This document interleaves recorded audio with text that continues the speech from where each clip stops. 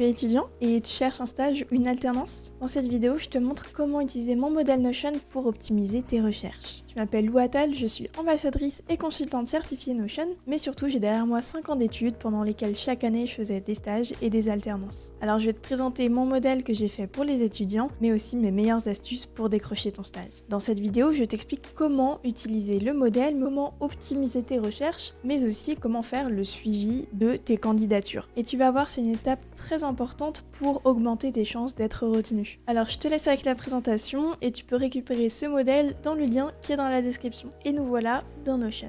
Alors, la première chose que je vais te conseiller de faire, ça va être de définir tes critères pour ton stage. Pourquoi c'est important? Parce que ça va te permettre de cibler les offres que tu trouves, toi, les plus intéressantes et qui correspondent à ta recherche. Et c'est là que la partie gauche du modèle va être importante. Ici, tu vas pouvoir noter notamment les dates de stage, le nombre de mois. Certaines écoles font faire des stages de quelques semaines, 2 mois, 6 mois. Donc, pour les entreprises, c'est important de savoir combien de temps tu peux être chez eux. La deuxième chose qui est importante pour toi, et ça va être tes critères, ça va être de dire quel secteur est-ce que tu vises. Je sais pas, peut-être que plus tard, tu as envie de travailler dans le secteur de la food, peut-être de la tech. Si t'es un gamer, peut-être que tu veux travailler dans les jeux vidéo. Et bien ça va être quelque chose que tu vas préciser dans cette partie du modèle. Pour toi, ça va permettre de pouvoir filtrer les offres, par exemple sur des sites d'offres de stage ou d'alternance. Et d'ailleurs, si tu cherches dans un secteur particulier, parfois il y a des sites qui regroupent des offres de stage ou d'alternance qui sont spécifiques à des secteurs. Donc chercher des sites comme ça, si jamais tu peux te spécialiser,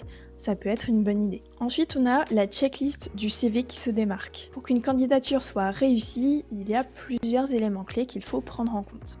Pour faire une candidature très personnalisée et donc augmenter tes chances d'être repéré, tout d'abord, il est important de bien comprendre les exigences du poste et de l'entreprise dans laquelle tu postules. Avec ces informations que tu as en lisant l'offre de stage ou en allant voir le site de l'entreprise, tu peux personnaliser ta candidature en fonction de tout ça. Notamment, tu vas indiquer l'intitulé du poste précis pour lequel il y a eu l'offre et il faut aussi que tu mettes plus en avant les compétences qui sont liées à ce poste. Si, je sais pas, tu veux être graphiste, mettre en avant tes connaissances en dessin, en Photoshop vont être plus importantes que mettre en avant le fait que tu sais utiliser Microsoft Word. Dans tous les milieux en plus un petit peu artistiques et de création, envoyer un portfolio en plus, c'est super. C'est aussi important de soigner la présentation de ton CV ou ta lettre de motivation. Tu peux utiliser un format peut-être préfet sur Canva qui va te permettre d'avoir un CV qui visuellement va se démarquer. La checklist, elle te permet de cocher les cases comme ça dès que toi tu sais que tu remplis un critère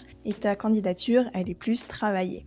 Donc ça c'est un petit peu toute la partie prérequis et réflexion. Ce qui va être intéressant dans ce modèle, c'est la partie suivi des candidatures. Ce suivi, il marche avec une base de données dans laquelle en fait il y a plusieurs entrées pour chaque candidature. Pour chacune, on va indiquer le nom de l'entreprise, l'intitulé du poste, donc celui qu'on voit sur l'annonce, le lieu, peut-être que ça c'est un critère pour toi aussi. Tu vas mettre la date d'envoi de ta candidature pour suivre quand est-ce que tu les as contactés. Tu peux indiquer aussi le type. Est-ce que c'est une candidature suite à une offre que tu as trouvée ou est-ce que tu as envoyé une candidature spontanée? Automatiquement, Notion va calculer à J+7, donc 7 jours après, la date de relance. Et ça va dépendre de la date que tu as rentrée dans envoi de la candidature. Faire une relance 7 jours plus tard, c'est important parce que ça va montrer que tu es motivé et que tu as un vrai intérêt pour l'offre et c'est pas juste un truc auquel tu as postulé parmi tant d'autres. Une fois que tu as envoyé ta relance, tu peux cocher la case relancer. Et si jamais c'était une offre à laquelle tu as postulé, tu peux aussi indiquer le lien de l'annonce pour le retrouver facilement. Notamment, ça peut t'aider si tu as envie de revenir sur le descriptif de l'offre, les compétences qui sont demandées pour soigner ta candidature. Le deuxième onglet, ça va se présenter un petit peu sous forme de tableau.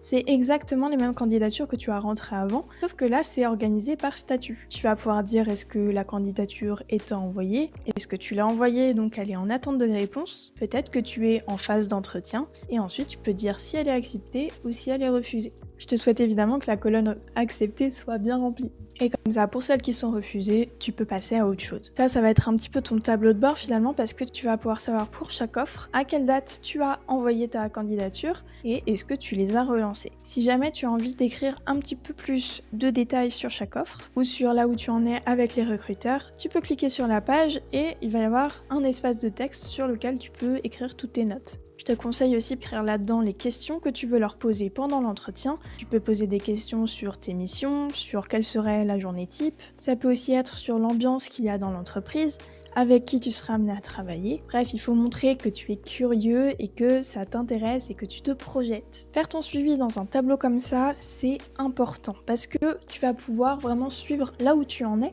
donc pouvoir relancer des opportunités quand il y a besoin, mais aussi pouvoir te soulager un petit peu la tête parce que quand on a postulé à plein d'offres, on ne sait plus où on en est. Bon, alors après tout ça, c'est quoi les 3 points clés à retenir? Pour optimiser ta recherche de stage, d'abord, il faut que tu saches ce que tu veux. C'est super important que tu saches à quelle date tu dois faire ton stage, dans quel milieu tu veux travailler ou bien même quel poste tu veux avoir. Ensuite, c'est important de soigner ta candidature et de la personnaliser par rapport à l'entreprise dans laquelle tu veux travailler. Tu peux personnaliser ta lettre de motivation, peut-être ton CV et même inclure un portfolio peut-être. Qu'est-ce qui va faire que ce sera toi et pas quelqu'un d'autre? Si tu veux aller plus loin, tu peux aussi créer peut-être ton CV sur Notion. Il y a des modèles qui existent déjà, dis-moi en commentaire si jamais tu veux que je t'explique comment faire. Pour moi, il y a un aspect très pratique, c'est que c'est une page web et donc tu vas pouvoir mettre à jour ton Notion avec ton CV et donc peu importe à qui tu l'enverras et à quel moment, la personne aura toujours la dernière version. J'espère que ça t'aura aidé. Suis ma chaîne si tu veux voir plus de choses sur Notion et si tu veux apprendre à utiliser l'outil. J'ai aussi un modèle pour gérer ses cours. Si vous voulez, je vous ferai une autre vidéo dessus si ça vous intéresse. Bon courage à vous pour votre recherche de stage et à bientôt.